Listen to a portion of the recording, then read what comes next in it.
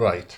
So, I have no idea what I'm doing, and I'm not a YouTuber, but I just want to do a couple of videos to show you how to get good at Angband. And it's gonna take a very long time because there's a lot of things to explain. And Angband is it's a game that's got a lot of depth. So I'm just gonna wing it and see if this works for me and for you. Right. Before I get into the actual game, I have to give you a bit of a background, which is gonna help substantially if you're a new player that's come to Angband, or if for whatever reason you're someone that's been playing it for a long time and has never managed to win or does not manage to win consistently. I am doing this because when I play Angband, probably not when I'm recording videos and I'm focusing on something else, but when I'm playing, I tend to win always. As a matter of fact, if I look for Angband, one of the threads that comes up is mine regarding where I won with every combination of every class and every race, and includes also the times that I've lost. I'll explain a bit more as I go along, but the more important thing is Angband is a free game. You download it from Refile, and when you go to download it, there is going to be multiple options regarding what is it that you're going to download. Over here, we can see the download page, and on the download page, there is the what you want to download. You just downloaded the Windows version. It's tiny. It's 18 megabytes. And here on the side, we see that there are a list of releases. Every release is a new patch, essentially, for the game.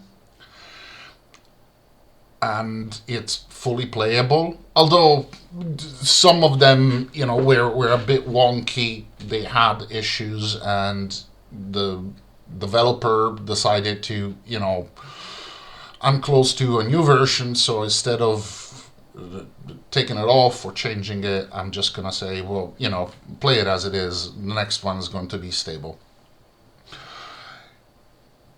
Here's the list. 4.1.3 is the one that I recommend. I'm just gonna click this here to show the other ones. As you see, it's gone on for a long time. 2.6 is considered the first easily playable Angband, and 3.0.6 was an updated version of Angband that did change a lot of subtle things. All these releases have minor changes in them. Obviously, if you keep doing minor changes, it does change the game. So there is a difference between 2.6 and 3.0.6, and things here kept changing and changing and changing, and there were simplifications to the game. The game got made easier, bit for quality of life, because it used to be quite unfair for some things. But the point is that over the year it has changed. And 4.1.3 was different from 4.0.5 and so on. However, I believe that the biggest changes happened between 4.1 and 4.2. New classes were added that were never into the game. Spell books were removed. Existing classes were nerfed, like majorly nerfed. So there have been changes which I would describe as excessive. Now, you can play 4.2, you can play 4.0.4, you can play 3.5, you can play any of these, still Angband, at least according to the maintainer. My advice is to play this particular one. I think this is the most stable, the most complete, the most accurate and fair.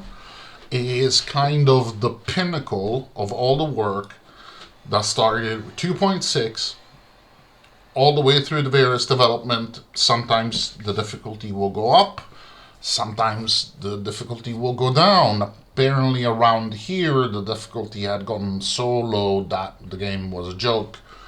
So it had to be brought back into a game that's difficult, because that's the whole thing about Angband, is that it's hard to play. It takes a lot to actually be able to beat the game. So my preference is 4.1.3. Just download it. It will give you a little zip file. You unzip it. There is a exe file in it. You click it and you start playing. That's the folder. That's your thingy. Double click this and you will be on the welcome screen. Now Angband also, when you open this, mine doesn't do it anymore. It will have a lot of additional sub-windows, and these sub-windows all contain interesting information if you really want to be a nerd about the game. But the reality is that you're never gonna need them. Like, it's got a window to tell you which mobs you can see visually, or which ones you can see with magic. You don't need that, because you as a player will be able to tell which mobs you can see. It's got one that shows you your equipment. Again, you don't need that, because you press a button and it will show you what your equipment is. I generally just close them. If you have a second monitor, I guess they would be nice to put on a second monitor. Do whatever you want. It doesn't change the approach that you're going to have to the game.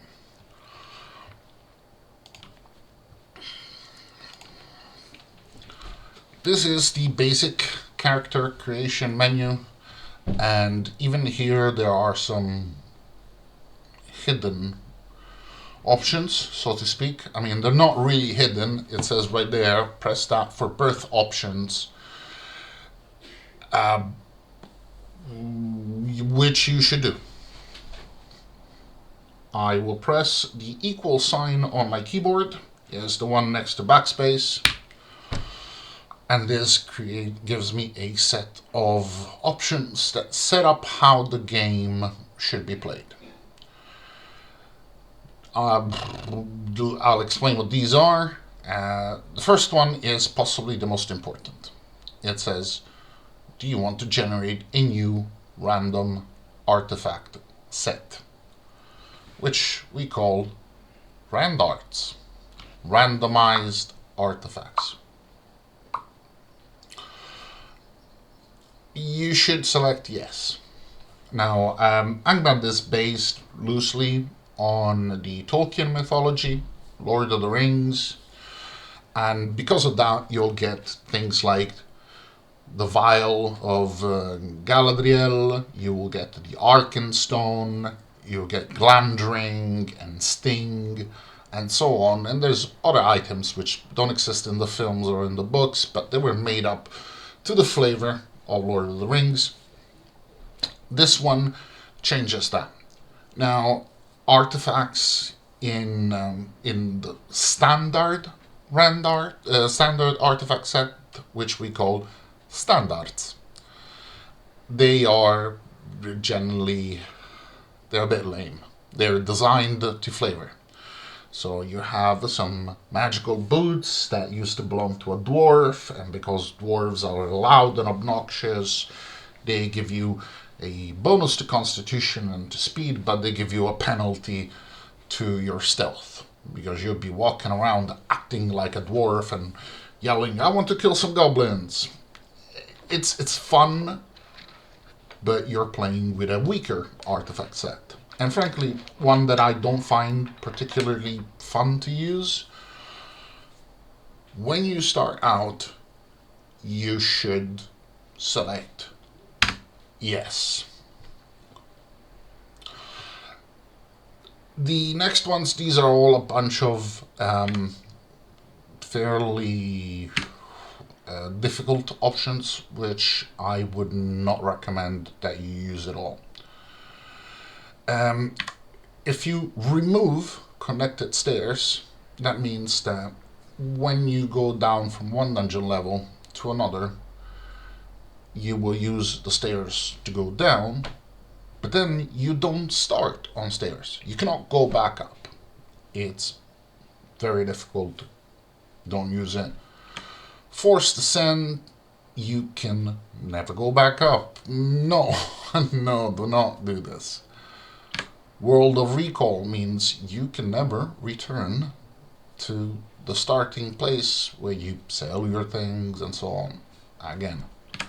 Restrict is a stupid word. It means actually it will not create artifacts at all. You're not going to play with artifacts. No artifacts. They suck. Don't do this. Stack objects on the floor. It means that if a mob drops 10 items, they will all be in a little pile instead of scattered all around. Absolutely use this one. Don't do this. Lose artifacts when leaving level. Don't use it, although this is very interesting because it has, if you select yes, it has additional features. We'll discuss it some other time. Show level feelings, just leave it as it is. Level feelings are very important. I'll describe why when I talk about level feelings. Increase gold. Okay, this is really dumb and you should put this to no. At some point, some people that have a lot of experience in the game, so not you, but people that have been playing it for 20 years, have said, oh, carrying, magical items that you cannot use in order to sell them, it's boring. And the developer just said, okay, I'm going to increase the amount that gold drops from the mobs, but you can no longer sell anything. I feel that goes completely against 60 years of Dungeons and Dragons ethos. I like to find valuable gear, and I sell it, and then with the money I buy something else. Start with a kit or useful gear. Actually, I prefer no, because what this does is it buys you get a sword, you get a bow, you get a mace, you get some stuff at the very beginning, and that's kind of good to have. But if you select no, you will get the money that those things cost instead. And then you can go and either buy the same exact kind of gear, or you can buy something better. It's generally best to change this to no. Monsters learn from their mistakes. If you select yes, you will die. Because later on I will explain one of the main, most important mechanics, which is resistances. And that means that if you have a monster that, say, attacks you with fire, if you do not resist fire, you will take a lot of damage. If you do resist fire, then you will take very little damage. And if a monster can use fire, it will just use fire. But if you select this option, they will do it once and then we'll go like, oops, I guess fire doesn't do anything against this guy, and they won't use it anymore. They will use something else. So you will make the game a lot harder if you use this. Runes and flavors are two new things that were brought in with Angband version 4. Not all the changes in the game have been bad. As a matter of fact, the vast majority of them have been good. But I guess you can praise a guy for 10 years and then tell him he made a mistake once and he'll never forgive you. You should select no. Because if you select yes, it will make the game far too easy. It just removes a lot of the fun aspect. It means that you start and you've already identified everything. You find the secret object, the mysterious object, and you already know everything that it does. And it eliminates a very fun and important aspect of the game, which is kind of built into the progression. You'd be spoiling yourself the fun with these tutorials. You're gonna learn how to play the game well, so you don't need to do this. And persistent levels, unfortunately, doesn't really work. I've tried it a few times, and it can be glitchy or it can be not glitchy. But if it does glitch, you may wind up with a completely broken run. Do not do it. So, we have changed A, to create a new artifact set. We have changed gold, and we have changed useful gear. And now we are to the character creation, and I'm going to end it there and do another video now to do the character creation, because that will explain how to gain very important advantages. It goes on to explaining gameplay styles suitable for your character, and a lot of other things like early leveling and so on. So all those need to be contained within a single video, and for now we're going to leave it at that. Cheers.